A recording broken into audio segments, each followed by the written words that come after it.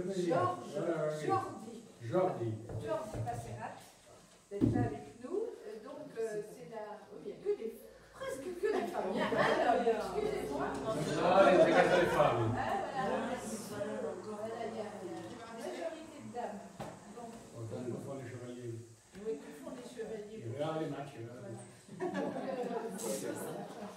notre quatrième conférence sur notre programme.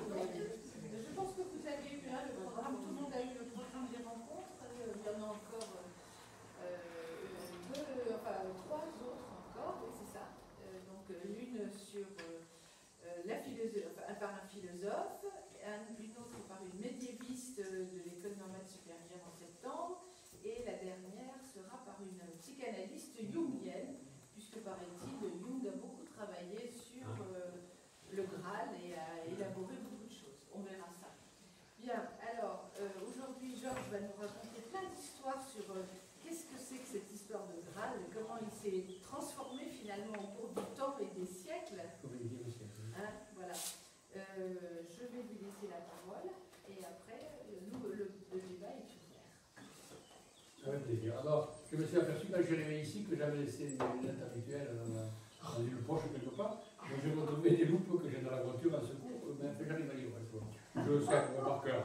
Je vais commencer par une citation, justement, du XIIIe siècle, qui dit ceci: La sun li grand secret escrit, qu'on nomme le Graal édite. Là se trouve le grand secret écrit, qu'on nomme le Graal. Ce vers, ou ces vers, se trouvent dans une œuvre du XIIIe siècle, signée de Robert de Boron, l'un des écrivains qui, à la suite de Chrétien de Troyes, ont développé le mythe du Graal. Dans son livre ou son roman L'Histoire de Graal, appelé aussi Joseph ou Joseph d'Arimathie, l'apport de Robert de Boron fut de christianiser le Graal et de créer le mythe, de transformer le Graal avec une minuscule qui désigne un plat quelconque, en Graal avec une majuscule qui devient un objet magique qui va cristalliser tous les fantasmes de la chrétienté. On le voit dans le domaine littéraire, dans le domaine historique et dans le domaine artistique. On arrive ainsi à cette aventure littéraire et pseudo-théologique qui fait rechercher, derrière ce nom mystérieux, une quantité de choses, un vrai magasin des idées folles. On va se permettre les lectures les plus abracadabrantesques, comme dirait le président de la République, alchimiques, gnostiques, hermétistes, ésotériques, tout ce que vous voulez. En parlant ainsi d'une idée lumineuse, qui est d'ailleurs, on pourrait appeler la lumière aveuglante du Graal, qui a surgi au cœur du Moyen-Âge chrétien, et il n'y a rien de plus chrétien et de plus orthodoxe, voilà qu'on va aboutir, au fil des métamorphoses, des avatars et d'une longue histoire, à une vraie épopée qui nous amènera sur les sentiers de l'hérésie, la reconstitution imaginaire des cathares et des recherches ésotériques qui sont apparues, on va s'en approcher, dans les cercles néo-gnostiques surgis à la fin du XIXe siècle. Je me sers pour mon exposé d'un ouvrage magistral de mon ami Michel Roquebert, qui a balayé un peu tout ce qu'il y a autour des cathares et qui a fait cet ouvrage dont vous voyez une représentation là du Graal comme un ciboire, et qui a fait une étude donc, sur la manière dont le Graal a été récupéré à différentes périodes, et qu'on a essayé d'y voir aussi un symbole des cathares. Je vous dis tout de suite, c'est perdre son temps, puisque les cathares sont en effet en dehors de la religion chrétienne authentique, et là nous sommes dans l'orthodoxie la plus pure. C'est pareil avec les Templiers. Les Templiers n'ont rien à voir avec ça. Mais alors, pour comprendre ce cheminement, qui nous mènera du Moyen-Âge, des plus belles œuvres littéraires chrétiennes, jusqu'aux productions sulfureuses des cercles sataniques, il faut faire l'histoire des idées, l'histoire des mots, l'histoire des notions, savoir de quoi on parle quand on parle du Graal et de sa postérité. Dans les romans de Chrétien de Troyes, le Graal, nom commun au départ, est associé à la lance du soldat romain autre objet banal qui va prendre une signification religieuse dans les récits de la passion du Christ. Donc chaque fois qu'on parle du Graal, d'un vase, on l'associe toujours à la lance de Longin qui a transpercé le côté du Christ. Dans les romans de Chrétien de Troyes, le Graal, non commun au départ, est donc associé à la lance, et ce mot provient d'un mot latin, gradale, qui est attesté en occitan sous une forme très courante encore aujourd'hui, la grasalo. Moi quand j'étais petit, on allait chercher la grasalo pour la sanquetto del tesoro. Quand on tuait le cochon, on mettait le sang dans une grasale. C'est un plat large, creux, en français on a le mot jatte, baquet, bassine si vous voulez. Et il semble qu'au Moyen-Âge, il soit attesté dans le vocabulaire des châteaux pour désigner une vaisselle de riche. Ainsi, Hélinan de Froimont, célèbre auteur cistercien, nous dit que ce mot désigne, je cite, un plat large et assez profond dans lequel on a coutume de servir successivement aux gens riches des mets de prix avec leur jus, un morceau après l'autre, en diverses présentations. On trouve ainsi mentionné des Graals d'argent chez le comte d'Urgell autour de la Mine, et pas étonnant que celui qui portait l'hostie du roi pêcheur, dans le récit du roman du Graal, était fabriqué dans l'or le plus pur. Dans son roman Joseph, qui raconte l'histoire donc de Joseph d'Arimathie, dont je vais vous parler, Robert de Boron commence par détourner le sens du mot Graal en l'identifiant avec le plat utilisé par Jésus lors de son dernier repas, lors de la scène, la veille de sa mort. Mais aussitôt, il va donner à ce plat une destinée sanglante, qui va le rapprocher de la lance dont je vous ai parlé, du fameux Longin le soldat. Joseph d'Arimathie l'a utilisé comme récipient pour recueillir le sang du Christ au moment des ultimes préparatifs avant la mise au tombeau. Ce récit apocryphe, qui constitue la préhistoire du Graal, remonte à la littérature des premiers siècles chrétiens. Vous savez qu'il y a toute une littérature qu'on appelle apocryphe, donc on redécouvre aujourd'hui les évangiles, etc. L'évangile de Nicodème, de Judas, tout ce que vous voulez, il y a l'histoire de Marie-Madeleine, et les actes de Pilate aussi, qui parlent de la passion de Jésus. Ils sont publiés d'ailleurs actuellement, vous les avez en Pléiade dans des collections remarquables. Alors voici ce que dit, je cite Roquebert à ce sujet, il raconte, ce récit, qu'un juif s'empara du plat de la scène et le donna le lendemain à Pilate. Après la mort de Jésus, Joseph d'Arimathie s'en vint tout attristé devant le procurateur et faisant valoir qu'il n'avait jamais rien reçu jusqu'ici au prix de ses services, lui demanda le corps du martyr. Pilate le lui accorda, mais au calvaire, les Juifs refusèrent de le lui remettre et le laissèrent en croix. Joseph revint s'en plaindre auprès de Pilate, qui demanda à Nicodème d'aller aider Joseph. Se souvenant alors soudain d'un plat, du vaisselle, c'est le mot en vieux français, le vaisselle c'est le vaisseau, qu'un juif, la vaisselle, qu'un juif lui avait remis, le Romain le donna à Joseph, qui en eut beaucoup de joie. Donc Pilate donne à Joseph d'Arimathie ce fameux vaisselle. Ce dernier passa avec Nicodème chez un forgeron pour prendre des tenailles et un marteau, et tous déclouèrent Jésus. Le texte dit, quand Joseph le lavait, il vit ses plaies qui saignaient, il en eut grande peur, et il lui souvint de la pierre qui avait été fendue au pied de la croix à cause d'une goutte de sang qui était tombée. Il se souvint alors de son vaisselle et pensa que les gouttes qui tombaient seraient mieux dans le vaisselle qu'ailleurs. Et lorsqu'il le prit, eh bien, il recueillit le sang qui goûtait des plaies. Après quoi, Joseph enveloppe le corps de Jésus dans un drap, il l'ensevelit, les Juifs l'arrêtent, le mettent en prison jusqu'à ce qu'il ait rendu le corps du supplicié. Et il est arrêté, et pendant cette arrestation, en prison, il perd le fameux vaisselle. La légende dorée dit d'ailleurs que c'est au moment du tremblement de terre de 70 qu'il s'échappera de la prison. C'est là, dans la prison, que tout bascule, qu'on assiste à la naissance du Graal. C'est Jean Roquebert qui parle. Celui auquel il faudra mettre une majuscule. Le Christ lui-même, le Christ ressuscité, apporte à Joseph le vaisselle qui contient son propre sang, que Joseph reconnaît, et le lui confie, en lui précisant qu'il n'aura jusqu'à la fin des temps que 3 gardiens, au nom du Père, et du Fils, et du Saint-Esprit. Et le texte dit, donc, ce que je vous ai lu tout à l'heure, là sont écrits les grands secrets qui sont appelés le dit du Graal. Et la version en prose, donc, il y a plusieurs versions, parle aussi, c'est ce où est li creans del Grand Sacre del Graal. C'est le credo de la grande consécration du Graal. Essayez de passer à l'image suivante. Alors, c'est celle-là qui m'intéresse. C'est l'image de ce qu'il en reste aujourd'hui. Ce vaisselle, assimilé au calice de la dernière scène, fait la gloire de l'Espagne chrétienne et se trouve actuellement dans le trésor de la cathédrale de Valence. D'ailleurs, la légende attachée à ce Santo Calice nous prépare directement à l'aventure que je vais vous raconter du Graal des Pyrénées. C'est le diacre Saint-Laurent qui, au IIe siècle, l'aurait envoyé de son pays natal. Du temps de l'invasion musulmane, il aurait été caché dans la montagne. Retenez, on cache le vase dans une montagne, du côté du monastère de San Juan de la Peña, en Aragon. Il est donc dans le domaine des Valenciens, sur la garde des Valenciens, à Valencia, depuis l'an 1437, à la suite d'une donation du roi Alphonse IV le Magnanime. Pour la petite histoire, le pape Jean-Paul II en 82 et Benoît XVI en 2006 ont célébré la messe avec ce saint calice. Très vénéré. On représentera aussi le Graal, vous l'avez vu tout à l'heure sur la couverture du livre de Roquebert, avec la forme d'un ciboire, puisqu'il contient l'hostie.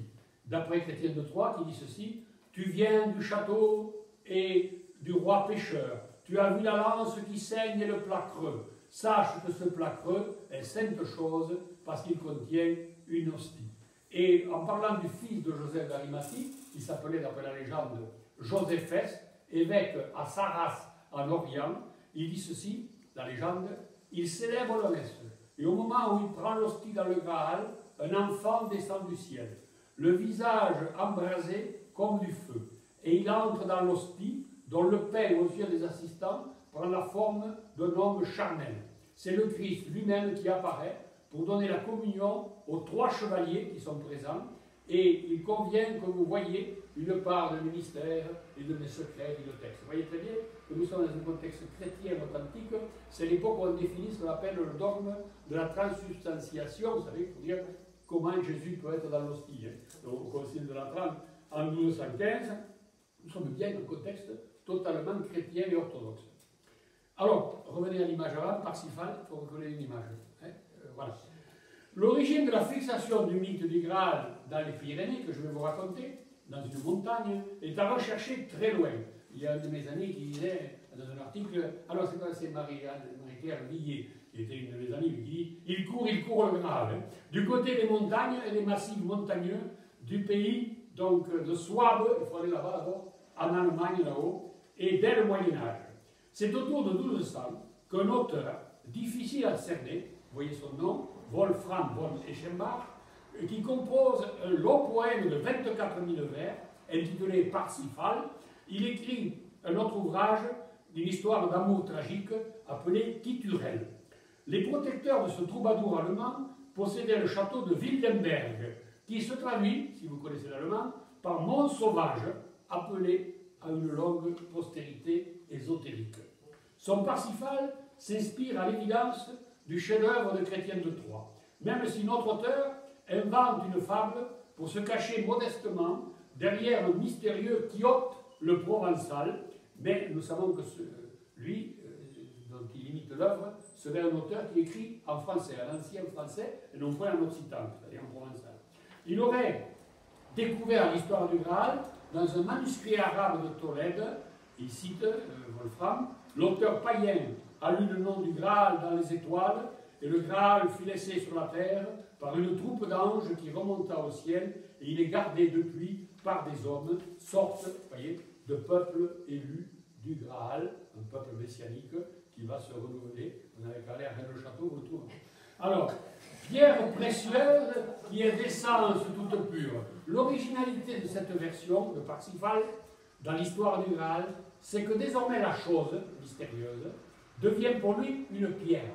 Ce n'est plus une coupe, c'est une pierre précieuse, lapis exiliis. Cette pierre possède des forces mystérieuses. Par exemple, elle dispense à volonté de la nourriture et des boissons. C'est-à-dire, vous êtes là, je vous sors la pierre, vous pouvez manger tranquille et faire un banquet. Ça, c'est un mythe très ancien qui est celtique, qui est à l'origine du Graal, dans le roman de Chrétien de Troyes, ce qu'on appelle le chaudron magique.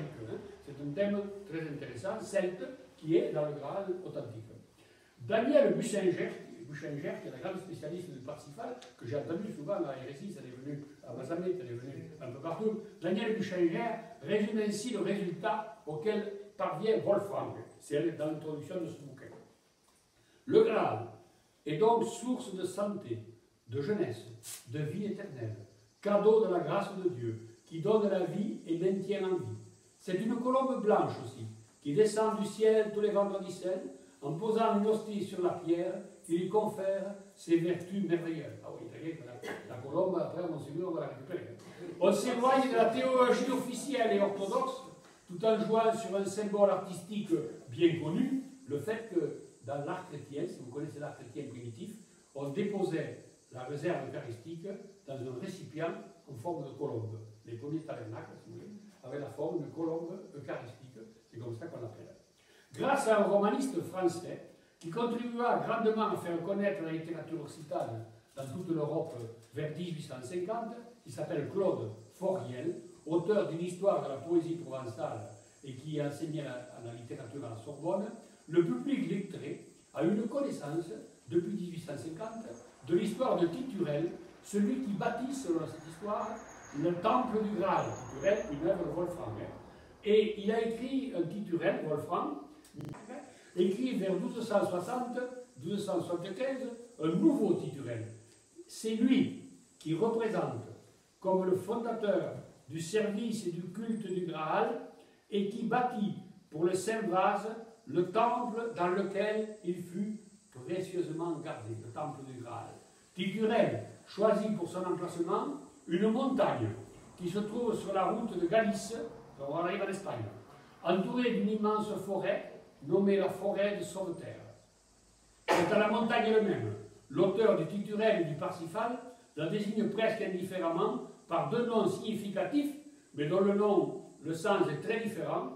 Il la nomme tantôt Mont Salvat, c'est-à-dire Mont Sauvé, Mont Sacré, Mont Préservé, tantôt Mont Salvace, Mont Sauvage, et vous voyez très bien la postérité de ces deux noms qui vont permettre, à partir de la citation de Foriel, de développer le Qatar, le Graal chez nous ici, en Occitanie. Et Foriel donc croyait lui que toute la littérature, même le Graal, venait de l'Occitane. Et il voyait dans le Quiote le Provençal, cité par Parsifal, par Wolfram, l'origine de cette littérature. Alors que Quiote, on a identifié, c'était Guyot de Provence, c'était un auteur français.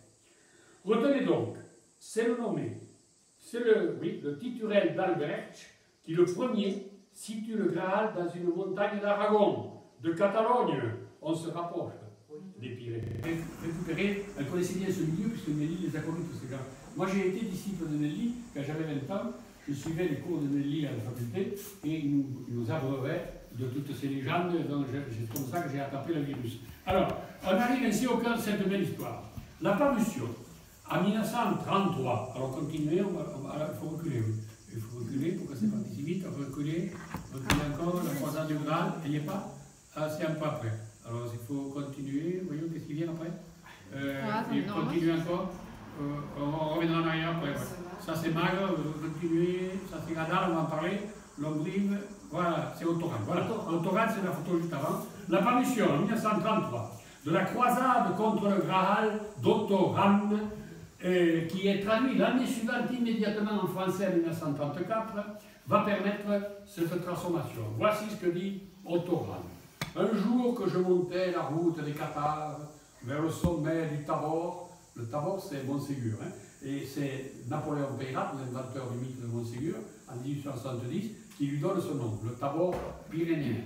Je rencontrais un vieux berger, vous savez, c'est l'artifice habituel, on fait parler un vieux du coin, hein, le berger qui va lui raconter la légende. Il me conta la légende que voici.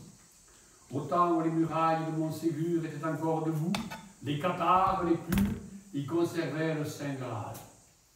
Montségur était en danger. Les armées de Lucifer assiégeaient ses murs. Elles voulaient avoir le Graal pour le réinsérer dans le diadème de leur prince, la pierre, hein, d'où il était tombé sur terre, lors de la chute des anges. Alors, au moment le plus critique, une colombe blanche, vous l'avez rappelé, arriva du ciel et fendit de son bec le Tabor. Esclarmonde, la gardienne du Graal, jeta le joyau sacré dans la montagne. Celle-ci se referma. Ainsi fut sauvé le Graal, Lorsque les diables entrèrent dans le château, ils arrivèrent trop tard. Dans leur fureur, ils envoyèrent bûcher tous les purs, non loin du castel rocheux, au camp des Kramats, le camp du bûcher. Celui qui écrit ces lignes animées, eh bien, c'est un grand lecteur de littérature médiévale. Otto Rahn, donc vous voyez à la photo avant, vous avez sa photo, né en Hesse en 1904, a fait des études de linguistique romane et il trouvait dans le Parsifal toute la source de cette histoire, le Parsifal de Wolfram. Passionné par l'histoire des hérésies, il arrive inévitablement que le sujet des cathares l'attire. Le hasard lui a fait rencontrer à Paris, en 1930, alors vous l'avez un peu avant, un auteur de romans à succès, de romans à clé, Maurice Magre. On l'a vu passer tout à l'heure. Maurice Magre, qui a écrit La clé des songes, etc., qui a écrit Le Graal de Toulouse, Le sang de Toulouse, etc. Maurice Magre, Le sang de Toulouse, et Le trésor de Montségur. Et c'est lui qui lui fait miroiter, en 1930 à Paris, une vraie mine d'or à exploiter. Selon lui, dans les montagnes proches d'Ornolac en Ariège, seraient conservés des manuscrits précieux qui auraient échappé à l'Inquisition et qui diraient la vérité sur l'église des purs, les cathares. Il suffit d'explorer les grottes de l'Ariège, et c'est ainsi que le jeune étudiant allemand se retrouve à l'été 1930, cherchez la photo de Gadal, dans la région de Montségur, où il visite le château cathare de la région, et il sera hébergé au château de Lalanne, près de Carcassonne, chez la comtesse Myriam de Pujol-Murat, qui met son chauffeur à sa disposition et qui va lui permettre de circuler, d'aller de grotte en grotte.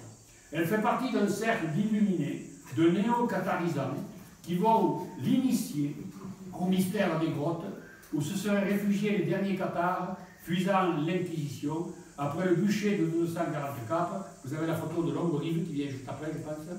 Voilà, c'est la légende de Longrive où ce serait résisté la dernière église mystérieuse, emmurée, dans les stalactites et les stalagmites représentant les morts de cette dernière église.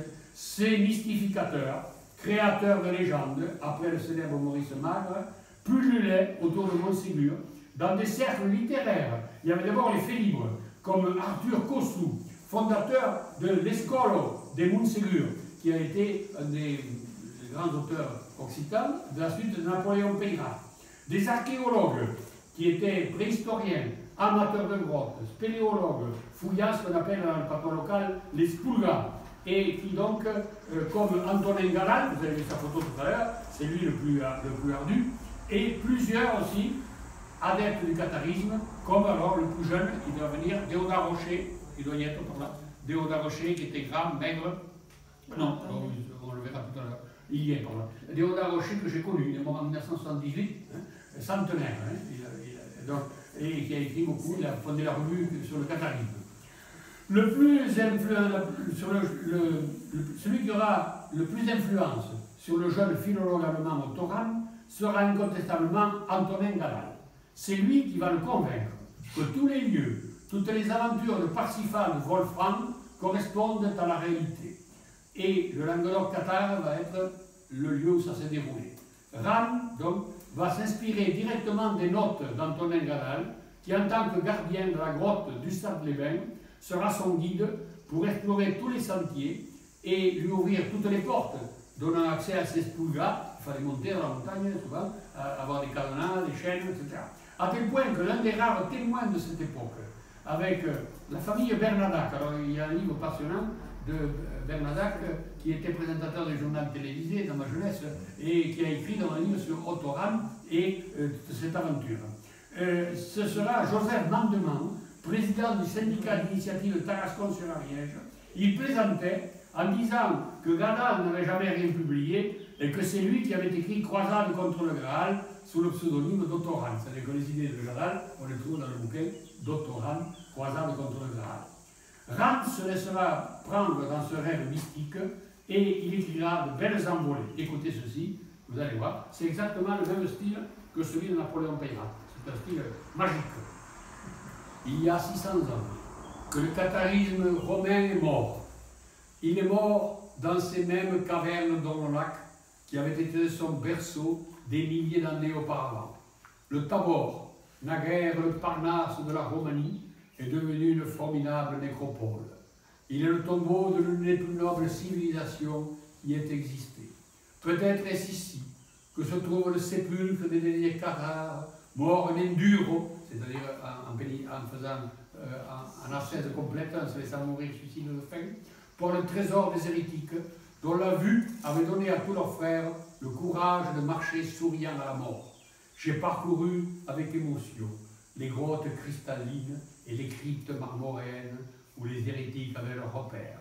Mes mains ont écarté pour que le pied ne les écrase pas les ossements des purs et des chevaliers tombés dans le combat pour l'esprit. Vous voyez, le beau texte, magnifique. C'est un joli, c'est un génie. Hein. C'est un écrivain, mais il s'écoute par la tête. Dans ce bouquin, hein, Croisade pour le Graal. Le second bouquin qu'il a écrit, vous pouvez le montrer, c'est La cour de Lucifer. Il a été publié bien longtemps après, et en français, il a été édité dans les années 74 par René Nelly, qui a fait aussi une très belle préface. Ce passage prend au sérieux la légende des emmurés de la grotte de Lombrive, où l'on montre dans la grande salle les corps figés, en stalactites et stalagmites, de 500 cathares, morts de faim et de soif, pour échapper à l'Inquisition en 1328. Donc tout ça est légendaire. Ottoran. En même temps, on va voir que c'est devenu Ottoran là-bas. Ottoran séjournera 2 ans dans la région. Il s'installera d'ailleurs carrément à Ussat-les-Bains, qui devint son quartier général. Et même le 25 mai 1932, il signe un contrat de location de l'hôtel du Stade-les-Bains, hôtel-restaurant Les Marronniers, en versant à l'avance 15 000 francs, le prix d'une année de location. On s'est interrogé sur cette soudaine fortune. On s'est même demandé s'il n'était pas un espion menant une double vie, chargé de surveiller les industries françaises de la région, dans la guerre. Il n'y avait pas beaucoup d'industries dans la région, il n'y avait pas à Toulouse. L'activité s'est allemand intrigue. La presse locale s'en fait l'écho. La dépêche parle de ces déplacements. On a prétendu qu'il a reçu dans son hôtel 2 visites plutôt cocasses. Marlène de Dietrich et Joséphine Baquet. Les registres de l'hôtel sont mystérieusement absents, ils ont disparu après la guerre, et c'est durant son séjour ariégeois que paraît donc, en 1933, la croisade contre le Graal. Mais très vite, notre aventurier va se trouver face à de graves difficultés. En un seul été, il se trouve criblé de dettes, n'ayant pas pu faire face à des dépenses colossales. Par exemple, notez qu'il prenait comme chaque jour 15 kilos de pain au boulanger. Donc, je ne sais pas qui c'est qui mangeait ça. Alors là, il se retrouve en faillite en octobre 1932 et il compte sur la parution de son bouquin qu'il allait produire pour faire face aux factures. Il sera obligé de quitter définitivement l'Ariège, condamné par tribunal, et au moment de la faillite, au début 1933, en laissant un souvenir plutôt désagréable. Dès son retour en Allemagne, il va tomber dans un autre piège. Vous allez voir, on va donner le Graal. Celui du nazisme, en train de croître en cette année 1933. Et ce sera le début d'une fin pitoyable sur laquelle nous reviendrons, comme le mythe du Graal, vous allez voir, va être entraîné dans la spirale des nazis et de la mythologie nazie. Pour donner quelques exemples maintenant, alors continuez, le Pentagone. Voilà. Pour donner quelques exemples de l'imagination créatrice des falsificateurs du catharisme et de l'histoire de Montségur, je vais vous citer 2 inventions de cet édifice imaginaire que nous avons exploré d'ailleurs dans un colloque célèbre d'Hérésis, Montségur, la mémoire et la rumeur, et un autre, Catharisme, l'édifice imaginaire. J'ai participé à ces 2 colloques avec André Bonon qui les animait à l'époque, et c'est là qu'il y avait Madame Nelly donc, qui venait aussi nous apporter. Et il y a un bouquin dont vous retenez un peu plus loin, le musée du catharisme, voilà, de René Nelly, qu'il faut regarder, mais là tout est imaginaire, il n'y a rien de vrai, hein, mais c'est passionnant comme bouquin quand même, il y a la colombe, etc. Alors, revenez en arrière au Pentacle, là, on repartit sur le Pentacle d'abord. En fouillant le site de Montségur, à l'emplacement d'un village médiéval, au pied du château, on découvrit, à l'été 1964, image suivante, une plaque de plomb pliée en forme d'étoile. Ce qui était, en fait, un vulgaire fragment de tuyauterie va se transformer rapidement en pentacle une figure géométrique à signification ésotérique, vous avez le dessin avant. Déodat Rocher parle longuement sur cette pièce. Voici ce qu'il dit. Le pentagone de Montségur rappelle les petits pentagones découverts dans la région d'Ornolac et celui qui est creusé sur une paroi de la grotte dite de Bethléem. Le pentagone des pythagoriciens, des manichéens, passé chez les cathares et dans les hautes initiations modernes, est lié au pentagramme étoile à 5 branches. Vous voyez, tout est dans tout. Donc on délire complètement à partir de petits morceaux. Comme disait Anne Bonon dans une conférence qu'elle a faite dans le colloque que nous avions fait, vous trouvez un jeton, comme on l'aurait trouvé dans une maison de Montauban, par exemple, avec une croix dessus, ou une étoile surtout, une étoile. Bon, c'est un jeton ordinaire qui servait de jeton de présence ou de monnaie, etc. À partir du moment où on l'a trouvé à Montségur, c'est plus un jeton. C'est un symbole du soleil, je ne sais pas quoi, un truc de culte initiatique. Voilà. Donc on est plus raisonnable. Hein. Alors il faut visiter le musée archéologique de Montségur, il est remarquable. Il ramène à la vérité. Ce sont les objets de la vie quotidienne qu'on a trouvés en fouillant là-haut le village où étaient installés les habitants. Dans une autre grotte, alors c'est l'image suivante, là voilà. Dans une autre grotte dominant la vallée du Vic de Sos, à un endroit qui s'appelle Montréal de Sos, sont apparues des peintures rupestres qui ont été relevées scientifiquement par un abbé préhistorien, l'abbé Glory, en 1944. La parution de cet abbé préhistorien et son explication antérieure de la grotte qui était préhistorique, se situe au moment justement où Otto Rahn visite les lieux avec Galal. Mais Galal s'est bien gardé de lui parler des travaux de l'abbé, parce qu'il préférait le laisser dans la mythologie. Et voilà comment Déodat Rocher décrit cette merveille que vous avez devant les yeux. Ils sont sûrement des essais préhistoriques. Nous allâmes voir les ruines de Montréal de Sos, près de Vic de Sos dans l'Ariège, le dimanche 9 juillet 1933. Sur l'invitation de M. Mandement, j'en ai parlé, le président de l'initiative de Tarascon, nous fîmes l'ascension de la montagne de Montréal. La montée est assez difficile. Nous arrivons tout d'abord à une grande grotte qui sert de refuge aux troupeaux de moutons et nous atteignons plus difficilement encore par un sentier sinueux qui longe un précipice à notre droite, un petit abri sous roche. Nous y voyons des signes peints. J'en décris l'ensemble comme une image de la légende méridionale du Graal, Otto Rahn. On trouverait en effet ici une représentation du symbolisme solaire et lunaire du Graal que Rocher prétend reconnaître dans le cercle tracé à côté de la lance. Les vestiges du passé, dit Déodat Rocher, que nous avons retrouvés, nous permettent de voir dans la région du Sat, à Montségur et à Montréal de Sos, des centres de la révélation nouvelle du Graal que nous désignerons dès lors comme celle du Graal pyrénéen. Donc c'est Déodat Rocher qui invente la formule Graal pyrénéen. À Montréal de Sos, qui a bien pu être le Mont Salvat de Titurel, placé au nord de l'Espagne, l'éclat des couleurs des peintures depuis la plus ancienne, celle du disque et de l'épée, et celle du grand et du petit carré, jusqu'à celle des croix latines, correspond aux 3 époques successives de culture que nous avons décrites, l'égypto-chaldéenne, la gréco-latine, on remonte à Pythagore, on remonte au pharaon, à la période gréco-latine à Ornolac, comme à Montréal, le sacrifice mitriatique du taureau est le prélude du sacrifice de Jésus. Et avec le christianisme, la couronne solaire explique qu'on ait pu interpréter en ce sens les images de Montréal. Vous voyez, on est en plein délire. Ce sont des gens qui délirent complètement et qui mélangent tout. Cependant, en réalité, c'est le sens cosmique, dit encore Déodat Rocher, qui s'exprime ici par le disque solaire porté dans une coupe lunaire au cours des cérémonies du Graal. Vous êtes en plein délire. Pour Gadal et ses épigones, les grottes servaient de lieu d'initiation. Le vase sacré résume à lui tout seul le sommet de l'initiation cathare. Voici ce qu'il dit, Otto Rahn et Gadal. L'initié, arrivé au terme de son chemin, est reçu dans une cérémonie qui rappelle l'adoubement des Templiers et le consolamento cathare.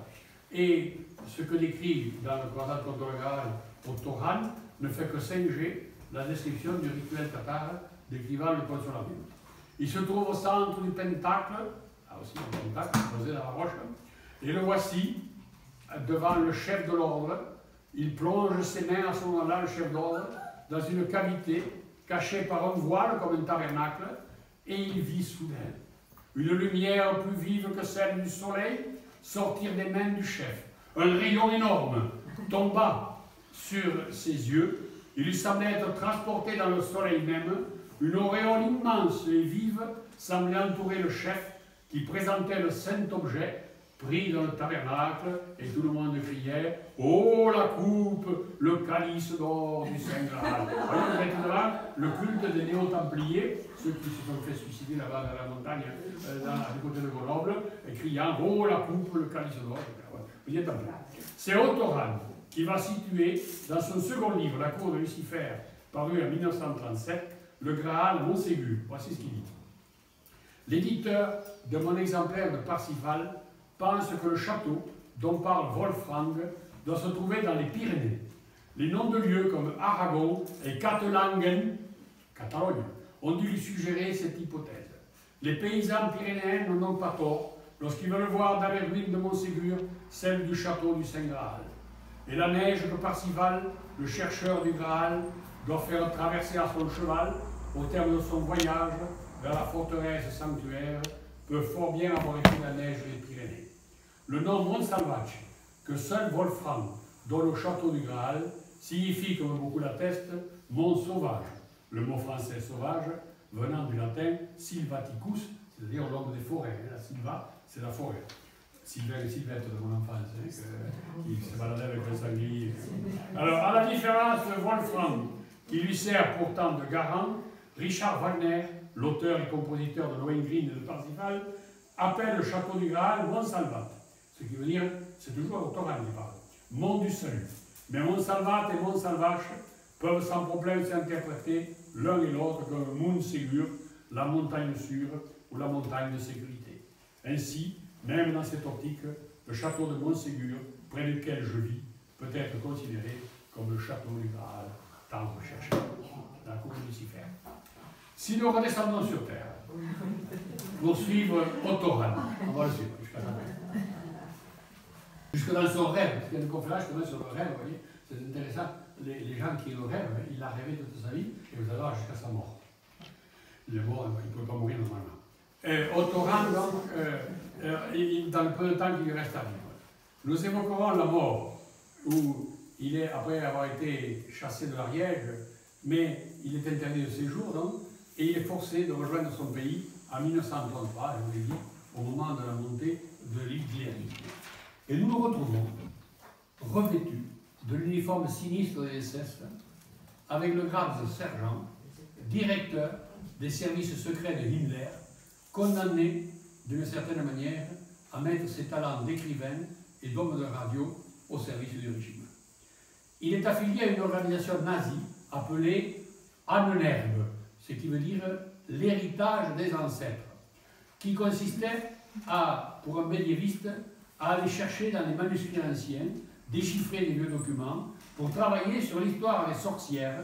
Il fallait prouver qu'elles suivaient des cultes païens, le paganisme donc, qui se serait maintenu, ancêtre d'une religion germanique détruite par le complot clérical des judéo-romains de l'église de Rome. J'ai noté un petit truc au détail qui m'a fait sourire, c'est qu'à un moment donné, il disait au Coran qu'il était venu en mission et qu'il fallait faire monter Montségur comme symbole de cette nouvelle religion pour que dans la montagne des Pyrénées, il y ait un contrepoint à Lourdes.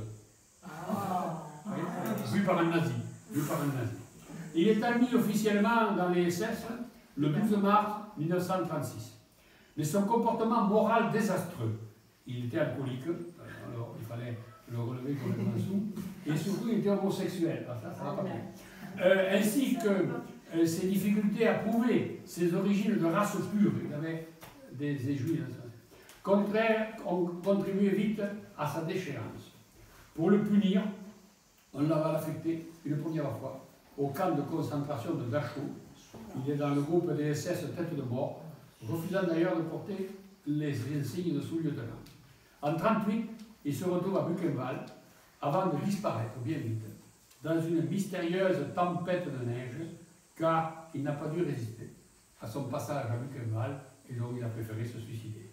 Quelques jours après sa demande de licenciement, des promeneurs, ce sont les enfants de fermiers, qui marchaient dans la neige sur un versant des montagnes du Tyrol, à la frontière entre l'Autriche et l'Allemagne, à Sol, petit village de montagne, découvre son cadavre recouvert d'une épaisse couche de neige, plus d'1 mètre. Et les renseignements pris, l'enquête qui est menée à ce moment-là, déterminent la date de sa mort dans la nuit du 13 au 14 mars 1939. Il s'est sûrement suicidé, il reste l'arme à côté. Mais la légende nazie va lui octroyer le récit du mort plus symbolique. Il s'est éteint dans les Alpes pour mourir à la date symbolique du 16 mars, jour anniversaire de Montségur, le bûcher fameux, 16 mars 1244. Et dans l'Ariège, la mythographie nazie de Montségur s'est emparée du sujet. Et un récit apocryphe raconte comment, au matin du 16 mars 1944, le groupe des fidèles amis d'Otto Rahn ont souhaité lui rendre hommage. Pour monter au sommet du Potsch de Montségur, il leur fallait une autorisation des autorités allemandes, car on était en zone militaire, et le commandant leur refuse de le laisser passer, et il leur aurait dit que lorsque le Troisième Reich gagnerait la guerre, on mettrait en scène dans les ruines du château le Parsifal de Wagner. L'intention de faire un pèlerinage en ce 16 mars 1944 paraît bien suspecte. Je vais vous dire pourquoi. Il y a un argument massue que l'on avance, nous les historiens, c'est qu'en 1944, au mois de mars, on ne connaissait pas avec précision la date du fameux bûcher de Montségur. C'est un érudit toulousain, que j'ai bien connu et fréquenté, Yves Dossat, qui apportera cette information dans la revue de Languedoc en octobre 1944, la revue par État, en octobre 1944. Et on ne savait pas, personne ne connaissait, donc à ce moment-là, la date exacte du bûcher de Montségur, dont on a tout inventé après coup. On inventera une autre légende, tout aussi fantastique. Et il y a les partisans du pour, et les gens qui sont prêts à se faire tirer, c'est vrai. Le fameux survol de Montségur, par un avion allemand, qui dessina dans le ciel une croix celtique de fumée. Dans l'avion se trouvaient des hôtes de marque, Rosenberg, Alfred Rosenberg, peut-être Himmler, mais on ne sait pas. Bon. Eh bien, vous voyez que c'est complètement fou. Alors, il y a un autre épisode aussi que j'ai trouvé en cherchant le dernier, Montserrat. Mettez-moi Montserrat, parce que c'est vraiment la dernière image. Figurez-vous que s'il n'est pas passé à Montségur, le Graal, eh bien, il pouvait être ailleurs. Et Himmler s'est rendu à Montserrat, en Catalogne, le jour de la rencontre entre Hitler et Franco, le 23 octobre 1940. Ce jour-là, les abbés de Montserrat, le père abbé et son coadjuteur, ont déserté l'abbaye pour ne pas le recevoir. Et ils venaient, paraît-il, à la recherche du Graal. Depuis le début du XXe siècle, dans le courant du modernisme catalan, la cité de Barcelone, avec son fameux Liceu, se passionne pour l'opéra de Wagner, où Parsifal a été joué pour la première fois le 31 décembre 1913. Il était facile de faire le rapprochement entre Monsalvatore de la légende du Graal et de l'opéra, avec la montagne sacrée de Montserrat. On retiendra deux choses de cette visite embarrassante d'Himmler, c'est que son commentaire disgracieux, d'abord, devant une maquette du temple de Jérusalem, c'est dans le musée biblique à Montserrat, un musée, parce qu'ils ont eu des archéologues catalans qui sont allés beaucoup à la Terre Sainte.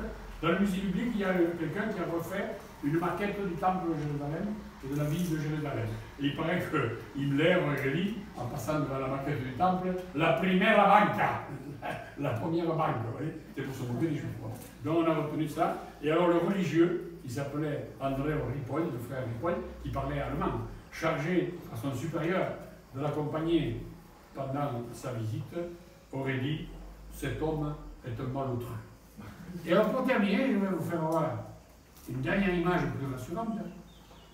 C'est René Nelly qui m'a fait penser. Quand j'ai rouvert mon édition, je ne sais pas là, de la croisade contre le Graal, il y a une préface de René Nelly qui date de 1974. Nelly était capable lui aussi de tout mélanger, il était brillant, il parlait, on l'écoutait parler pendant des heures, hein, et il a écrit un livre que je vous recommande d'ailleurs, c'est l'histoire du Languedoc, qui n'est pas une vraie histoire du Languedoc, il raconte ses fantasmes sur le Languedoc. Mais il a des idées très intéressantes. Et il dit dans la préface, dans l'introduction à la réédition de la croisade contre le Graal, il dit que pour lui, il y a 2 livres qui résument au maximum l'identité de la civilisation occitane. Vous savez que vous avez entendu Ottoran qui disait à un moment donné que c'était l'image de la civilisation ancienne des troubadours, etc. Eh bien, c'est le Napoléon Peyrat, Histoire des Albigeois, celui qui a écrit, donc qui a créé le mythe de Montségur, qui n'existait pas, personne ne connaissait Montségur, il n'y allait avant. Donc, et il dit le bouquin d'Ottoran, Croisade contre le Graal, qui a réveillé en quelque sorte cette image d'une Occitanie qui est glorieuse, etc. Et alors, pour vous faire avoir une image de réincarnation en quelque sorte contemporaine permanente du Graal, puisque je suis majoral du Félibri, j'ai porté la cigale, mais j'ai la cigale majorale, puisque je suis majoral du Félibri, regardez ici, quelque chose qui est très connu quand on est Félibre, c'est la fameuse coupe, qu'on appelle la coupe sainte. Cette coupe, elle a été ciselée par un sculpteur parisien à qui elle a été commandée en 1868 par les Catalans qui ont voulu récompenser les Occitans, c'est-à-dire les Provençaux, Frédéric Mistral et tous les Provençaux, qui avaient reçu les Catalans autonomistes de l'époque en exil, qui avaient été obligés de se réfugier en Provence et qui les ont hébergés pendant plusieurs années. Pour les remercier, les Catalans ont offert aux Occitans cette fameuse coupe. Et cette coupe magique, elle est celle des Félibres, déjà un nom magique que Mistral a inventé, qui est très mystérieux, comme une sorte de chevalier. Il y a 7 fondateurs du Félibri, 7 aussi, chiffre magique, qui se retrouvent autour d'une étoile, parce qu'il y a l'étoile à 5 branches aussi, qui est à 7 branches, l'étoile du Capoulier, qui est le chef du Félibri. Il y a dans la coupe, qui est l'incarnation totale du Graal mystérieux. D'ailleurs, on dit, vejunus la poesia che tresmudo l'homme en Dieu. Verse-nous la poésie qui tresmudo, qui change, tresmuda, c'est le mot de l'alchimie, qui change l'homme en Dieu. Vejunus les espérances et les rêves du jouvin, verse-nous les espérances et les rêves de la jeunesse, du passé la remembrance, du passé le souvenir, et la fée de l'incubé et la foi dans l'an qui vient. Voilà comment je boucle la boucle du Graal. Merci.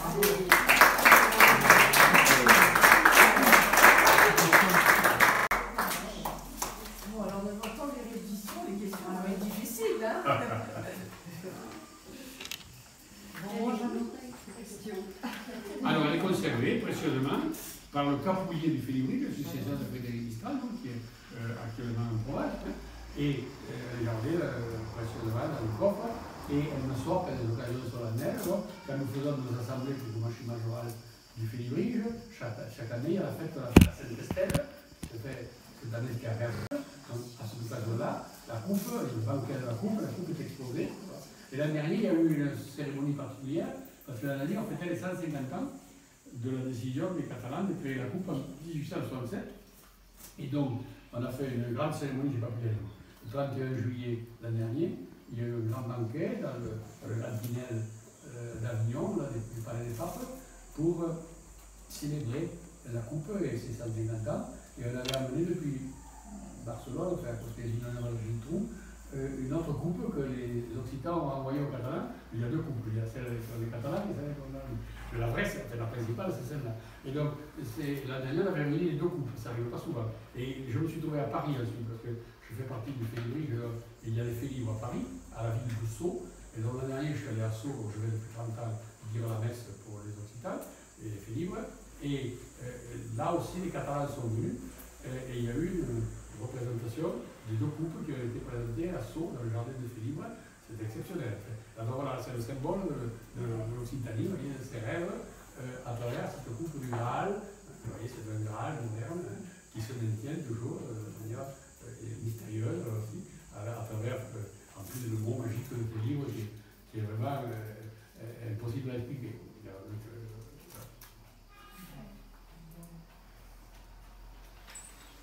Moi, j'aurais des questions. Ah, attends, oui, je suis là, j'ai pas fait.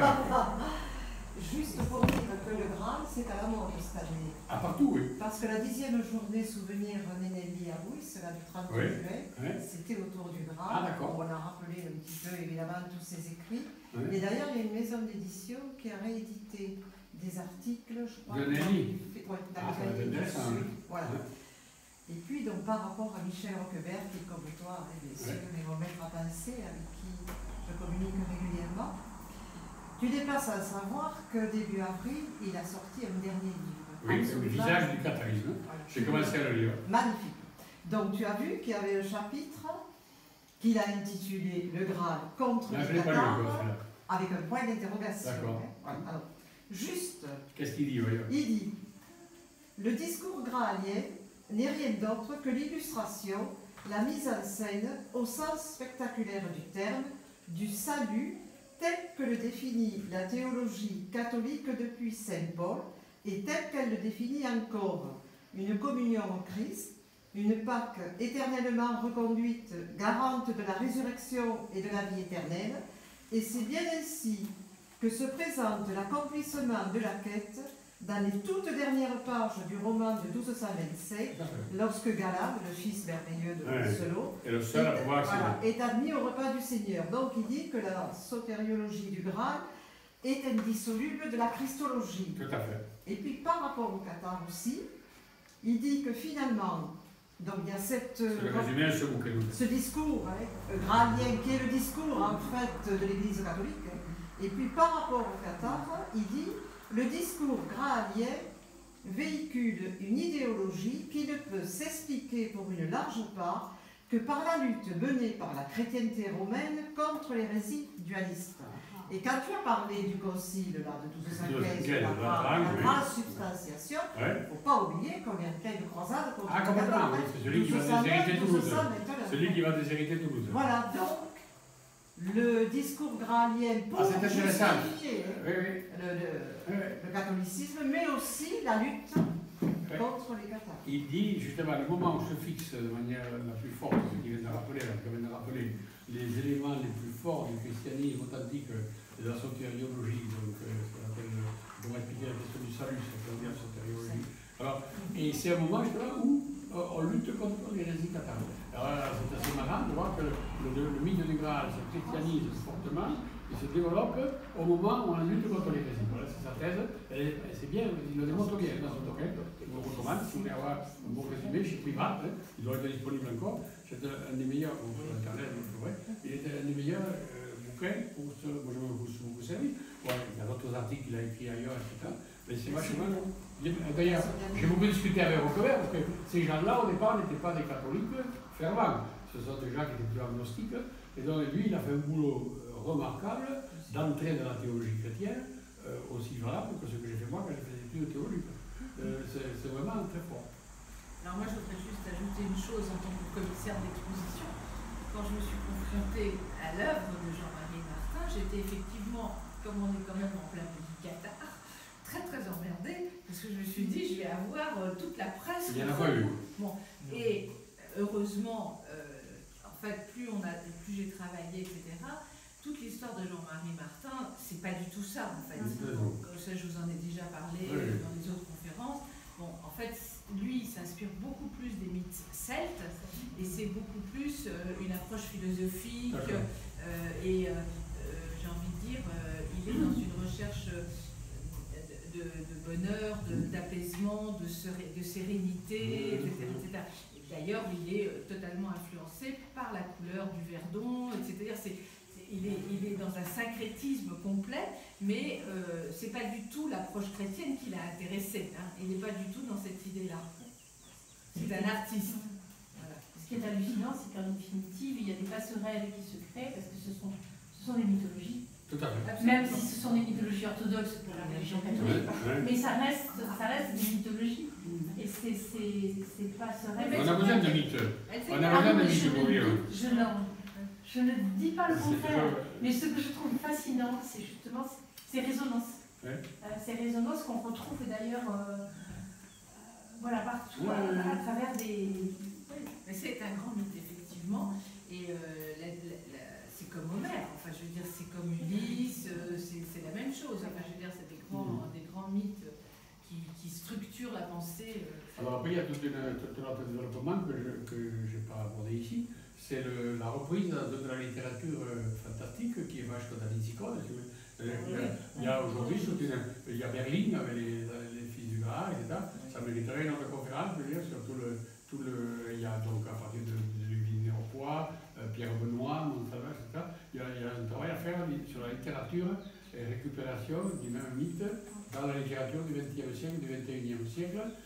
Moi, je ne peux pas le faire, mais je n'ai pas tout lu encore. Je m'y fatigue à lire tout ça.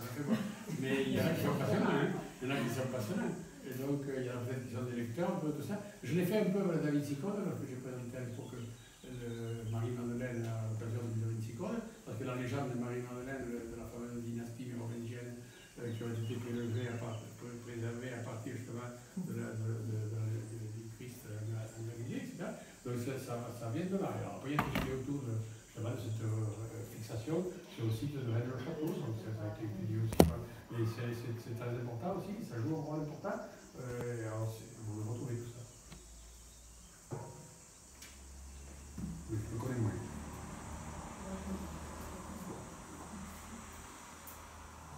Il y a ce numéro-là que j'avais trouvé, où il y en a un peu. Oui, mais là, le tout. C'est impressionnant. Hein. Mais enfin, il y a vous voyez, l'écologie et les gens du Var. L'intéressant, je ne sais pas si c'est du tout, mais l'intéressant pour les images. Il y a des bons manuscrits qui sont proposés, qui permettent d'avoir l'image. Alors Nathalie Cobb, elle est médiéviste aussi, et elle va expliquer justement l'évolution des différents textes au Moyen-Âge. Voilà. C'est ça qui est intéressant, parce qu'on passe effectivement de quelque chose qui n'est pas du tout religieux à quelque chose qui devient religieux, une croisade. Parce que le texte a beaucoup évolué. Et d'ailleurs, le centre là-bas, la pièce de Jean-Marie Martin, c'est pas le Graal que l'on voit, mais ça s'appelle le livre du Graal, parce qu'il veut dire qu'il y a eu effectivement beaucoup d'histoire du Graal. Et que donc, on ne peut pas dire il y a un Graal, ça n'existe pas. C'est pas une pensée comme ça, figée, comme ont voulu d'ailleurs les nazis, parce que quand les nazis